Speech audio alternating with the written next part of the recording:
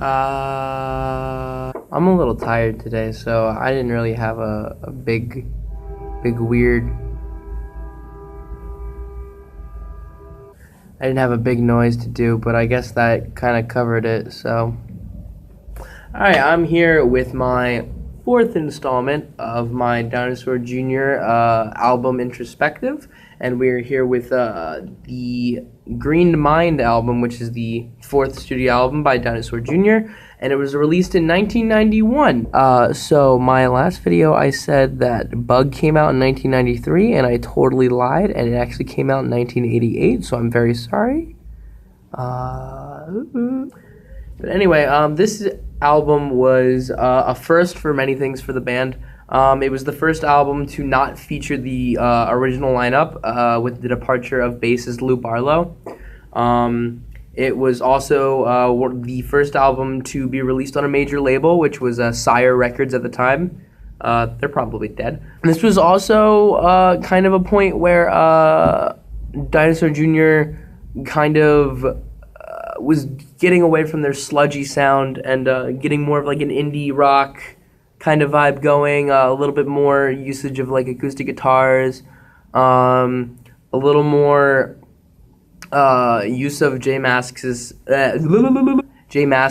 falsetto vocals. So he was doing a lot of stuff like this. But yeah, so this is it's not my favorite Dinosaur Jr. album, but it's not my least favorite. It's got some hits such as The Wagon.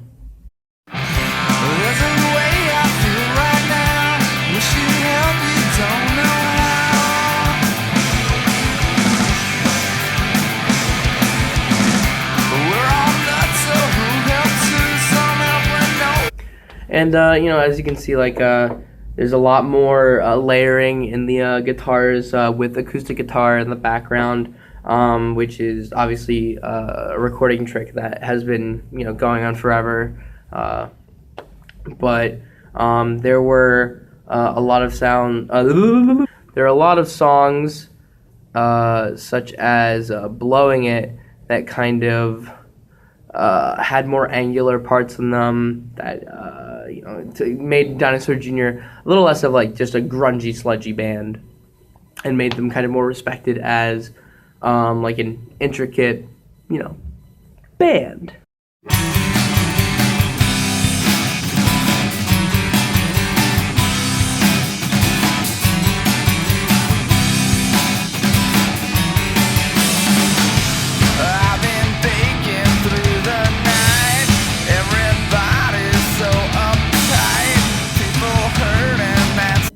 This is also an album that started bringing more outside instruments into their songs, like Thumb, which is kind of more widely known in the Dinosaur Jr. fan base for its weird, like, flute instrumentals that are going in the background throughout the whole thing.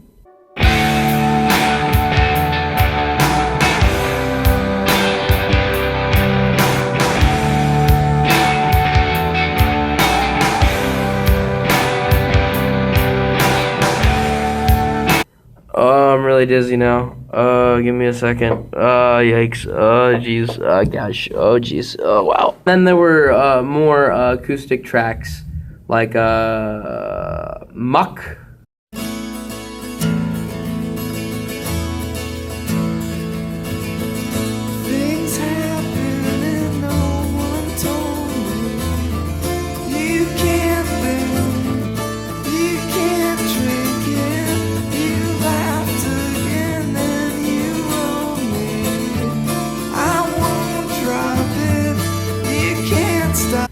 So yeah, just this album kind of was the point in the 90s where you know, grunge was just kind of starting to get its bearings. Indie rock bands like Pavement and Archers of Loaf and more college rock bands of that nature were kind of you know, flooding like college radio stations, and indie labels were kind of becoming a little bit more of like an underground secret.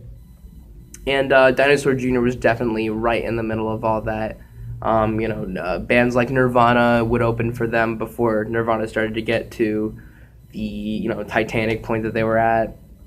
They were very good friends with bands like Sonic Youth and My Bloody Valentine. And just generally, this is the point where Dinosaur Jr. was definitely becoming way more established in like the kind of indie rock, scene at the time. So yeah, next week we will be looking at the 1993 released album, the actual 1993 album, Where You Been, which now that I think about it, may not have had any original members besides Jay Mascis. So that's where we start getting interesting. And that's my review.